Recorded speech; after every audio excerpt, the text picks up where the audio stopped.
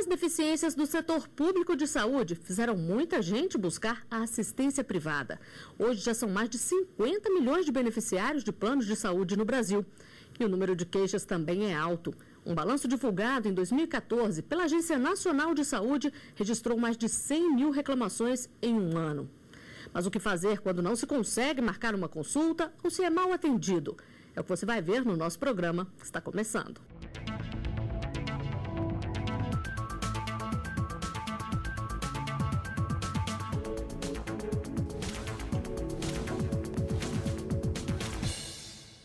No programa Artigo 5º de hoje, vamos mostrar quais são os direitos dos consumidores quando se trata dos planos de saúde. Por determinação da Constituição Federal, o Estado deve promover, na forma da lei, a defesa do consumidor. Para falar sobre o que provoca tantas reclamações contra os planos de saúde, eu recebo no estúdio da TV Justiça Vitor Neiva, advogado especialista em direito de saúde, e Daniel Rocha Araújo, advogado de direito do consumidor. Sejam bem-vindos ao nosso programa. Doutor Vitor, gostaria que o senhor começasse explicando para nós quais são as principais reclamações dos consumidores. Olha, as principais reclamações que têm chegado, a respeito de plano de saúde são relacionadas às negativas de tratamento, as negativas de autorização para tratamento. Acho que essas são as que mais têm redundado. Tem também as questões relacionadas a reajuste e outros pontos, mas eu creio realmente que a questão das negativas de autorização são os pontos mais críticos nessa. Doutor Daniel, e os consumidores, eles estão amparados apenas pelo Código de Defesa do Consumidor? O que diz a Constituição? A Constituição prevê uma norma específica para proteger o consumidor, que no caso é o CDC, e também existe a Lei 9656 de 98, que é a lei que trata dos planos de saúde especificamente. Então, tem a quem recorrer, né? Tem, sim. E quem paga por um plano de saúde espera contar com ele sempre que precisa, principalmente em casos que envolvem problemas graves de saúde. Quando o atendimento ou medicamento é negado, muitas pessoas acabam recorrendo ao judiciário. Dona Maria de Lourdes tem Alzheimer em estágio avançado. Em 2012, precisou fazer uma cirurgia para colocar uma sonda. Depois da internação, os médicos recomendaram que ela recebesse os cuidados de um home care. A partir daí, a família passou a enfrentar problemas com o plano de saúde. Num primeiro momento disseram que iam analisar a situação e aí demoraram assim, uma semana demorou, e a última desculpa era que estavam procurando profissionais e nós esperando no hospital, O home care é como um quarto de hospital, só que em casa, e permite que o paciente tenha o mesmo tratamento de uma unidade de saúde. Depois da briga com o plano, foi liberado para a casa da Dona Maria de Lourdes balão de oxigênio, bomba de aspiração e todos os equipamentos necessários para a alimentação dela. O acompanhamento de um profissional é feito 24 horas por dia. O entendimento do Superior Tribunal de Justiça em casos como esse é que o tratamento domiciliar deve ser prestado de forma completa e por tempo integral quando faz parte de um desdobramento da internação hospitalar. Embora a Lei 9656 de 1998, que legisla sobre os planos de saúde e seguros de assistência à saúde, não preveja o home care como obrigatório, em situações específicas, o benefício pode ser exigido pelo paciente. De acordo com a resolução da ANS, o entendimento jurisprudencial, se é uma decorrência de uma alta hospitalar e para que a pessoa tenha alta é necessário o tratamento de home care, então, nesse caso, ainda que haja exclusão expressa no plano de saúde, deve ter a cobertura. Doutor Daniel, tudo tem que estar especificado nos contratos, porque normalmente eles são por adesão e o consumidor não tem muito o que influenciar, o que reivindicar ali, não é mesmo? Exatamente. É bom que o contrato seja muito detalhado, bastante minucioso nos mínimos detalhes específicos ali para o plano de saúde, para a relação de consumo. Mas nem tudo precisa necessariamente estar lá. Tem alguns direitos que muitas operadoras de plano de saúde não colocam no contrato por querer, mas que o consumidor tem sim direito, como por exemplo o caso do home care que acabamos de ver. Quer dizer, doutor Vitor, que dependendo do tipo de tratamento ou de medicamento, se não tiver especificado ali, o consumidor, o cliente pode recorrer. Sim, assim, a regra, inclusive, tem sido da jurisprudência aceitar esses tratamentos.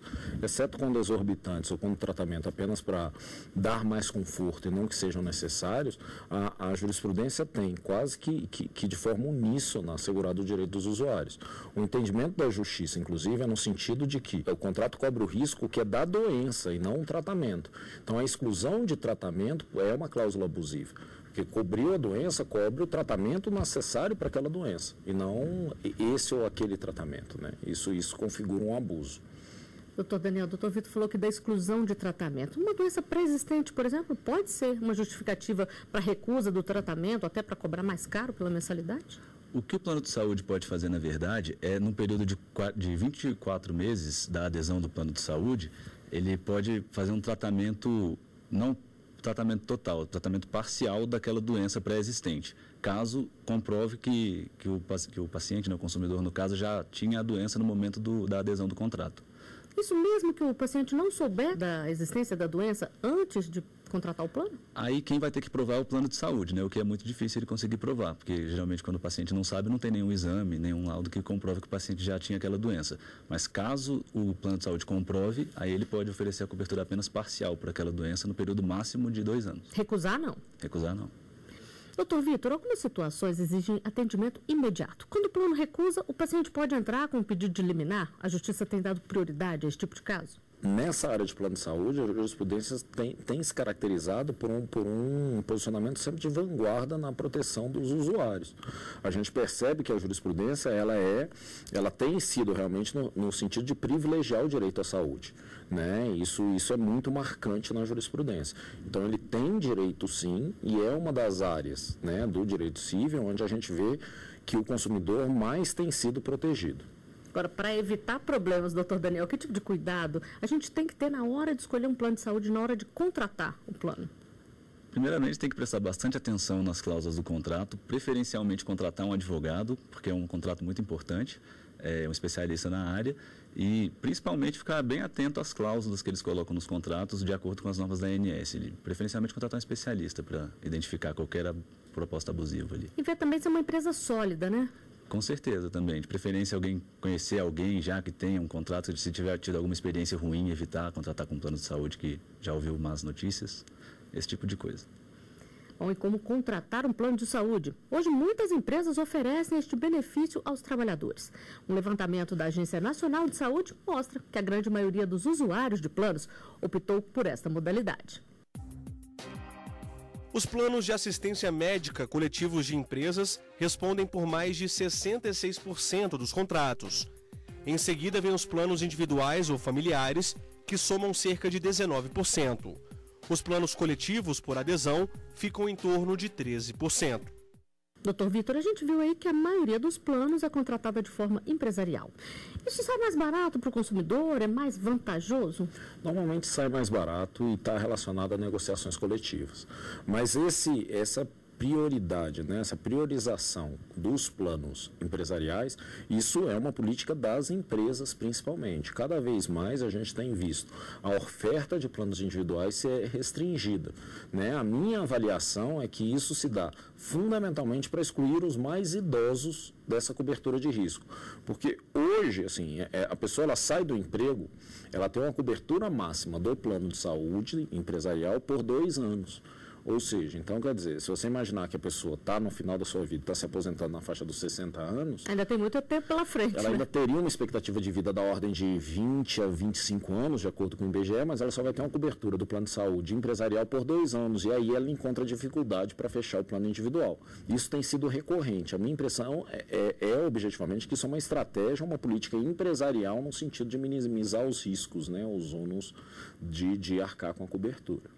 E aí, o que os consumidores idosos devem fazer, doutor Daniel? Nesse caso de plano empresarial, quando o funcionário da empresa, que é beneficiário do plano empresarial, ele se aposenta, se ele tiver ficado mais de 10 anos dentro da empresa, ele vai poder continuar arcando integralmente com o plano, ele vai poder continuar para o resto da vida. Mas se ele tiver ficado menos de 10 anos e se aposentar, aí realmente ele só vai poder ficar o mesmo período que ele foi beneficiário enquanto ele trabalhava. E aí vai ter que contratar outro plano e num custo muito mais alto, né, pela idade. E é muito difícil hoje em dia encontrar planos individuais, principalmente para idosos? Muitas empresas já não estão mais oferecendo plano individual, né? Só plano empresarial.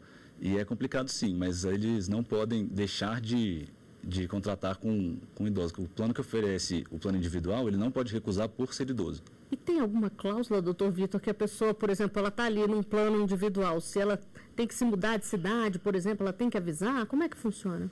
Depende muito das características dos planos, né? A gente tem os planos regionais e tal. Isso aí ainda há uma margem, sim, com relação à questão da oferta do plano. Porque, assim, por exemplo, se a gente imaginar um plano regional e a pessoa muda de cidade, a situação ou as condições do próprio plano, do operador oferecer serviço, você não tem como obrigá-la a ser nacional. Agora, isso não significa que dê margem para excluí-la do plano. Não pode excluí-la do plano e nem negar tratamento. E só para a gente deixar bem claro aqui, como é que funcionam esses planos coletivos por adesão? Eu posso, por exemplo, contratar para mim um plano desse por intermédio de outras pessoas? Como é que funciona?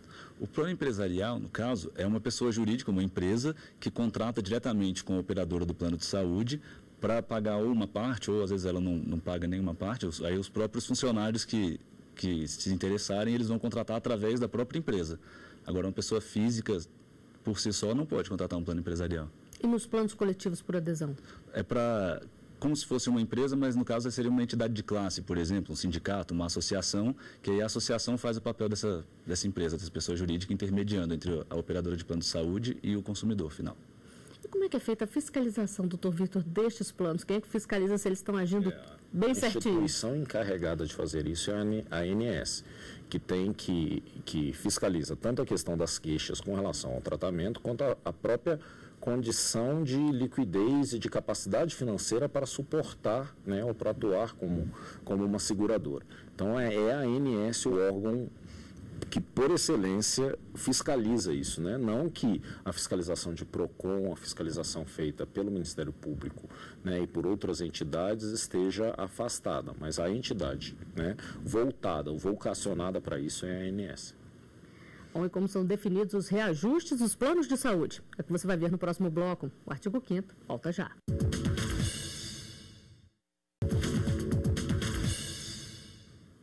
Estamos de volta com o artigo 5º. No programa de hoje, a gente conversa sobre planos de saúde. Aqui no estúdio, eu recebo Daniel Rocha Araújo, advogado de Direito do Consumidor, e Vitor Neiva, advogado especialista em Direito de Saúde. E dados da ANS mostram que 12% dos beneficiários de planos de saúde já passaram dos 60 anos. O reajuste da mensalidade leva em conta a faixa etária.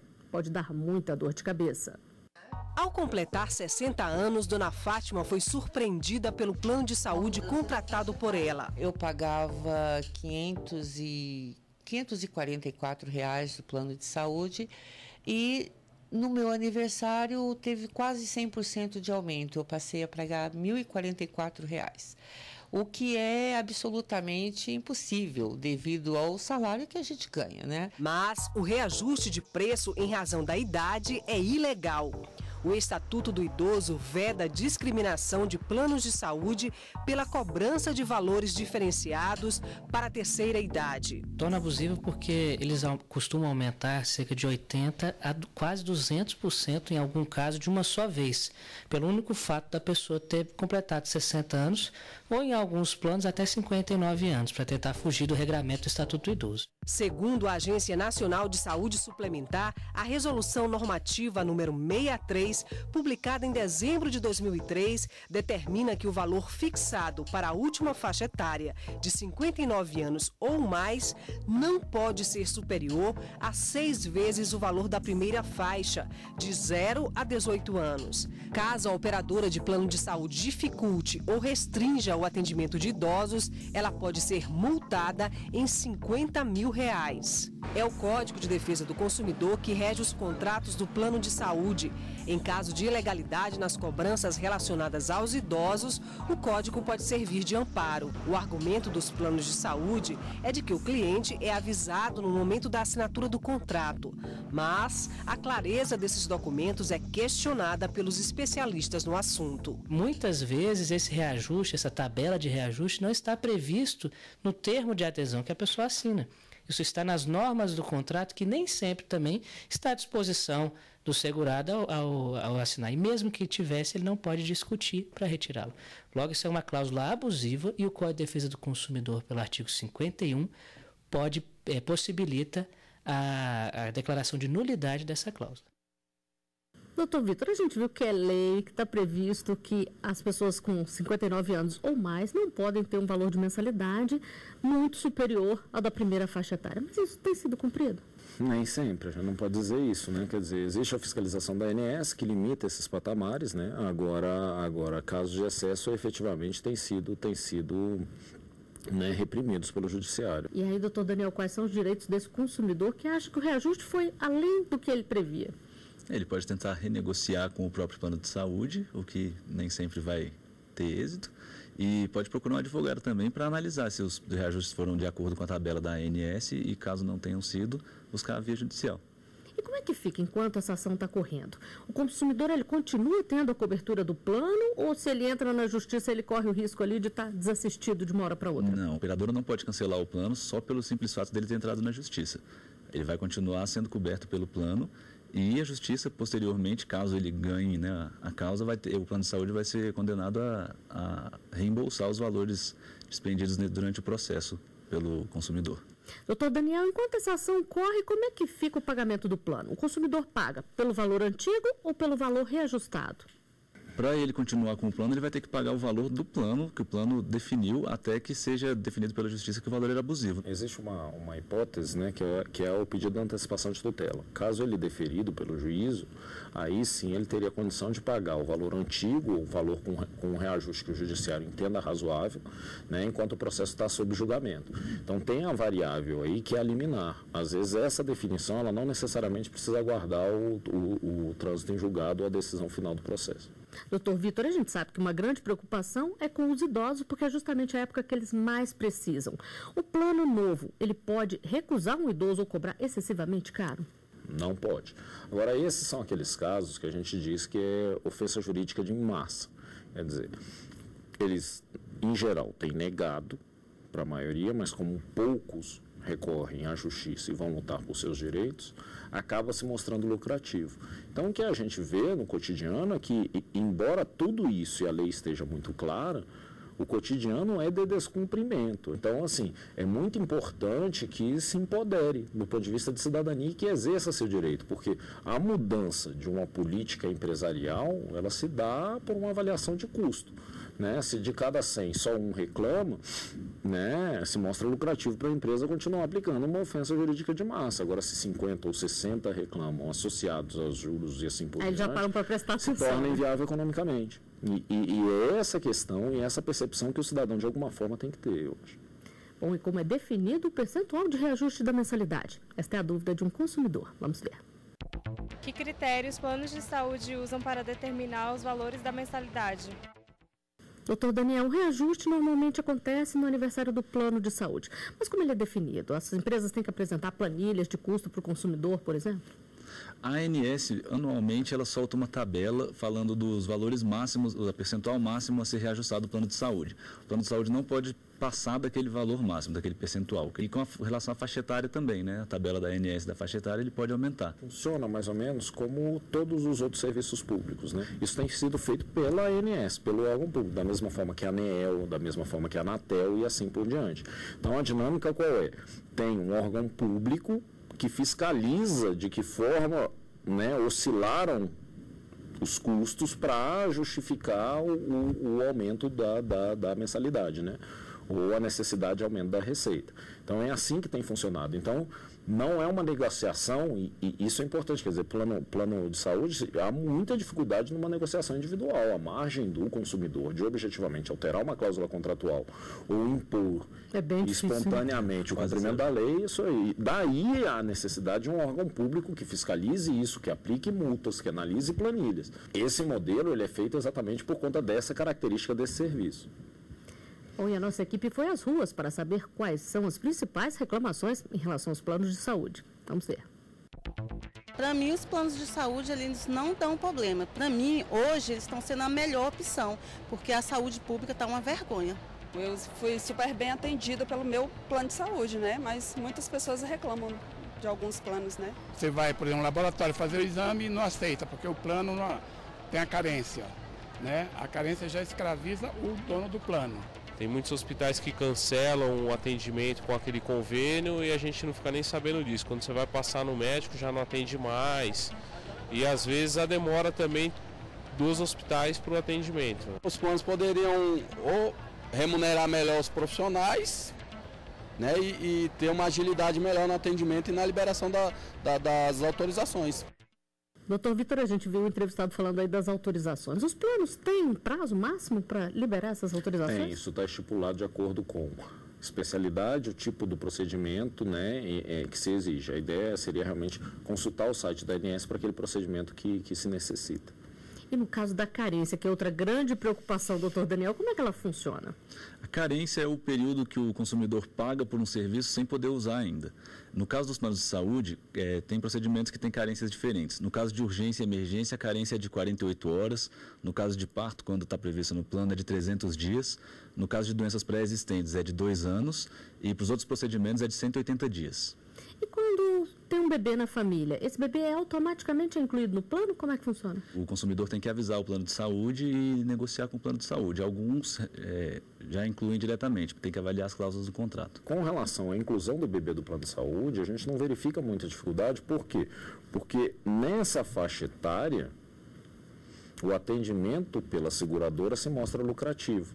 Recebeu aquela mensalidade para o atendimento de uma criança de até 24 meses, ela custeia o custo médio de saúde para as crianças e sobra a receita, onde de fato se lucra mais. Então, assim, o que a gente tem verificado é que nesses casos não há muita dificuldade em incluir bebê em plano de saúde. Quando vai incluir o idoso, aí a gente já é o problema, né? verificar. Agora, uma outra situação que a gente vê com frequência é um profissional que deixa de atender o plano e muitas vezes não existem especialistas ali naquela área. Nesses casos, o consumidor, ele pode fazer a consulta, pagar pela consulta e aí pedir o ressarcimento pelo plano? Depende do regulamento do plano, né? Assim, o que a ANS tem exigido é o quê? É que não se negue aquela especialidade, que não se negue o tratamento. Agora, o atendimento no plano não envolve necessariamente o direito de escolha do profissional. Né? Assim, existem as regras quando há alteração de credenciamento, questão de informar, essa questão de não restringir, existe um regramento nesse sentido. Agora, a contratação do plano não dá o direito à escolha do profissional com que se quer ser atendido. Mas caso não haja o profissional da área, né, nenhum profissional disponível para aquele tratamento, o consumidor pode sim procurar tratamento particular e pagar ele mesmo, e ele pode pedir reembolso para o plano de saúde. Inclusive o de transporte, se ele tiver que se locomover para uma cidade próxima, alguma coisa nesse sentido. Bom, e uma das pessoas que a nossa equipe ouviu nas ruas falou sobre a troca de operadoras. Como fica a vida do consumidor nestes casos? Como funciona a portabilidade? Esta é a dúvida de um telespectador. Eu gostaria de saber se existe carência para alguns procedimentos quando a gente muda de plano de saúde. Doutor Daniel, como é que funciona nesses casos da portabilidade do plano? Dependendo do plano, a portabilidade não vai ter carência ou vai ter. Nos planos novos, né, que são os planos depois da vigência da lei dos planos de saúde, o consumidor ele vai poder fazer a portabilidade, mas ele vai passar por um novo período de carência. Nos casos dos planos antigos, se ele for mudar de plano e o plano dele tiver sido contratado antes da lei, ele não vai precisar passar pelo período de carência. E nos contratos empresariais, né, contratos de adesão, vai depender do que foi contratado com a empresa e o plano de saúde. E o que fazer se você é forçado a mudar de plano de saúde? Se a empresa fecha as portas, como aconteceu recentemente em São Paulo? Esta é uma situação que preocupa os consumidores. Vamos conferir a última pergunta. Eu queria saber se o meu plano for cancelado, a empresa tem obrigação de automaticamente transferir o plano para outra empresa? Doutor Vitor, como é que ficam esses clientes? Normalmente a ANS é que tem assumido essa questão e dito como é que deve ser, inclusive com a questão da transferência dessa carteira, né? Dessa carteira de clientes. Isso normalmente tem sido feito dessa maneira. Não há como obrigar uma terceira empresa que não esteve relacionada naquela operação a aceitar esse consumidor, né? Você não tem como obrigar. Agora, a ANS tem objetivamente negociado a carteira e imposto a exigência. Por isso, a ANS não cuida só do atendimento cotidiano, ela cuida também da saúde financeira dessas empresas para evitar ou pelo menos minimizar os efeitos dessas falências. E os consumidores, doutor Daniel, o que eles devem fazer caso isso aconteça? Qual é a dica para eles? Eles devem procurar um advogado para ver o que ele tem de direito ainda com aquele plano. Com certeza falar com a ANS também, que a ANS nesses casos ela sempre age, e buscar um novo plano e tentar negociar um novo plano sem precisar cumprir o período de carência. Bom, o programa de hoje termina aqui. Doutor Daniel, doutor Vitor, eu agradeço muito a presença de vocês aqui no estúdio da TV Justiça. Eu agradeço também a sua companhia. Para rever este e outros programas, acesse tvjustiça.jus.br. Preparamos um novo tema especialmente para você a cada semana. Participe, envie a sua sugestão para o e-mail artigo5@stf.jus.br. Até a próxima semana.